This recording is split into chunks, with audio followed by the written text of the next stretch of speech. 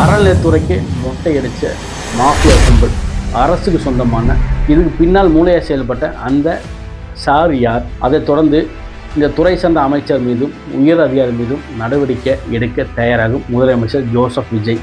இதை பற்றி இந்த காணொலியில் விரிவாக பார்ப்போம். அரசியல் தடம் நேயர்களுக்கு வணக்கம். நான் உங்கள் SPM முரளி.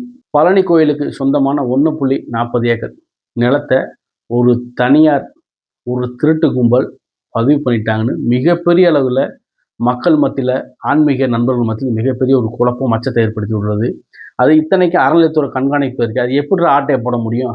வாய்ப்பே இல்லை. இதுதான் பொய் செய்தியாக இருக்கும் போலுக்க, ஏதோ கலைப்பு விடுவாங்க அப்படி இப்படின்னு தொடர்ச்சி ஆரம்பத்தில் பேசப்பட்டது. இதை உள்ளே இறங்கி என்னடா பண்ணாங்க, என்னடா பிரச்சனை சொல்லி உள்ளே விசாரித்து பார்த்தா மிகப்பெரிய ஒரு பயத்தையும் அச்சத்தை ஏற்படுத்தக்கூடிய வகையில் இந்த சூழல் அமைந்துள்ளது. முருகனுக்கு பக்தர்கள் தானமாக ஒரு பக்தர் கோயிலுக்கு தானமாக அந்த இடத்த கொடுத்துட்டாரு. அந்த மடத்து பேர் இருக்குது.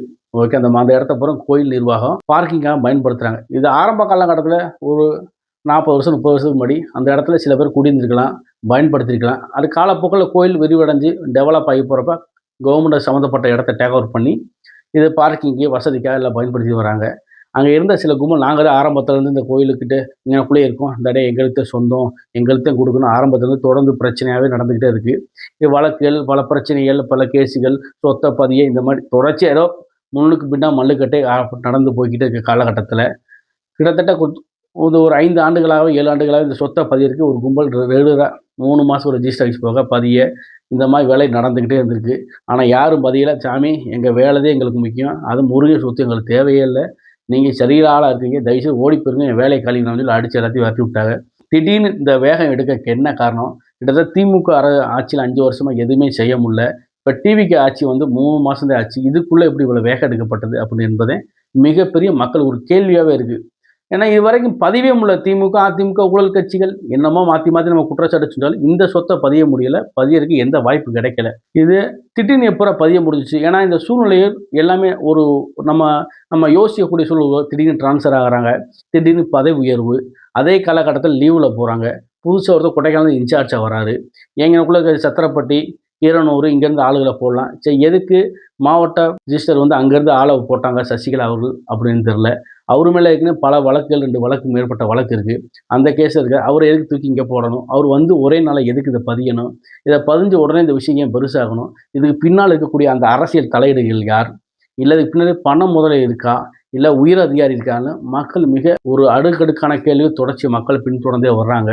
இதை பற்றி நம்ம அங்கங்கே மக்கள் மத்தியில் சில மக்கள் தகவலை அங்கே போய் கேட்க விசாரிக்கும் போது இந்த சொத்தை பதியறதுக்கு, கோயில் சொத்தை பதியறதுக்கு இந்த கும்பல் ரொம்ப நாளாக முயற்சி பண்ணிகிட்டே இருந்திருக்காங்க.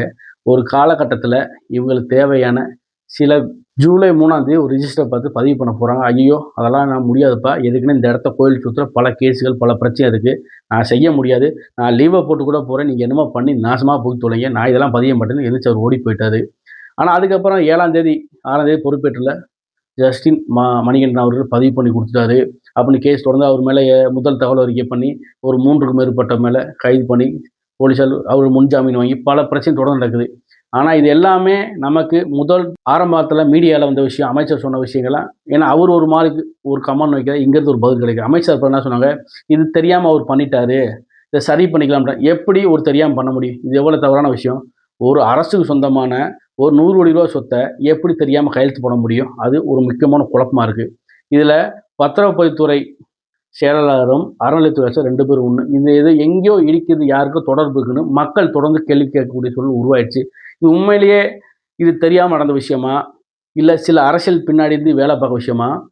அந்த 2 கோடி ரூபாய்க்கு சொத்து வாங்கினான்னு சொல்கிறாங்களே, அவங்க யாருன்னு பார்த்தீங்கன்னா சேதுபதி, வெள்ளத்துறை. இவங்க 2 பேர்த்தையும் சம்மந்தப்பட்ட ஃபோட்டோலாம் பார்த்து தெரியும். 2 பேரும் ஒரு சட்டையை துவைக்காமல் கூட துணி மணியை பொறுத்தாங்க. இவங்க எப்படி 2 கோடி ரூபாய் சொத்து வாங்க முடியும்?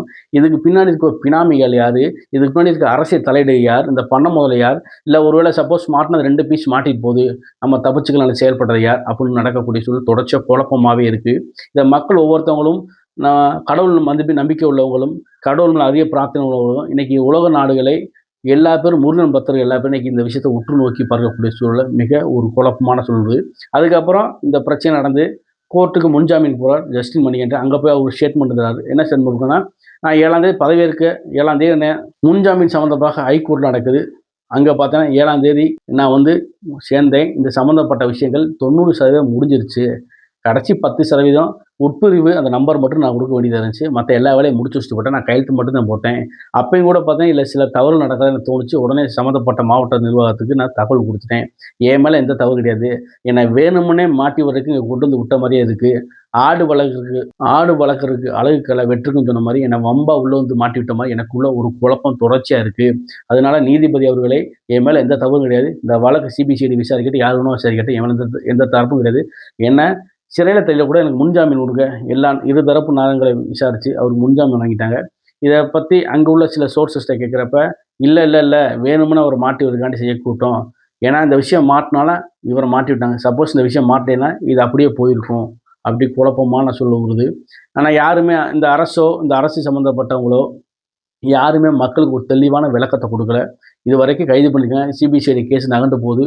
இல்ல உண்மையிலேயே இதுக்கு மூளையா செயல்பட்டவங்கள புடிச்சு சிறையில அடைச்சுருவாங்க. இல்ல கீழ் மட்டத்தோட இருக்கக்கூடிய அந்த பீஸுகள மட்டும் விட்டு ஆடு மாரி வெட்டி சாய்ச்சுருவாங்களா அப்படின்னு மிக ஒரு குழப்பமான சூழல் வருது. ஆமா முதலமைச்சர் அவர்கள் என்ன முடிவு எடுக்க போறார்?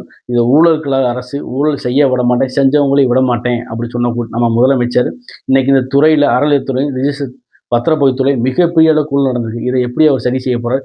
சம்பந்தப்பட்ட அமைச்சர்கள் மீது என்ன நடவடிக்கை எடுக்க போகிறார்? அவங்க தப்பே செய்யல. அவங்க துறை தானே, அவங்க பொறுப்பேத்தாணும். 2 பத்திரப்பதிவுத்துறைக்கும், அறநிலையத்துறைக்கும் ஒரு செயலர் அவர் மேல நடவடிக்கை எடுக்கப்படும். எப்பயுமே ஒரு விஷயம் பாதிக்கப்படுறப்ப கீழ் மட்டத்திற்கு வந்து அடிபடுறாங்க. மேல் மட்டத்திற்கும் யாருமே எதுவுமே கண்டுக்கிற மாட்டாங்க. டீ, காஃபி குடிச்சிட்டு வீட்ல ரிலாக்ஸா உட்காரக்கூடிய சொல்லுவாரு. முதலமைச்சர் என்ன மாரி விஷயங்கள் எடுக்க போறாரு?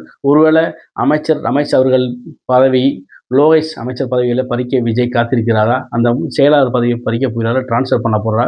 என்ன செய்ய போறார் என்பது மிகப்பெரிய ஒரு கேள்விக்குறியா இருக்கு. ஆனா மக்கள் விஜய் அரசு மேல நம்பிக்கை வைக்கணுமா, இந்த நடவடிக்கைகளை எடுக்கணும்.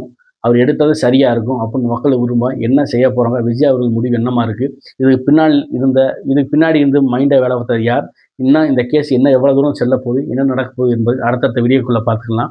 இந்த வீடியோ பிடித்திருந்தா சப்ஸ்கிரைப் பண்ணுங்க, கமெண்ட் பண்ணுங்க, ஷேர் பண்ணுங்க, லைக் பண்ணுங்க. நன்றி, வணக்கம்.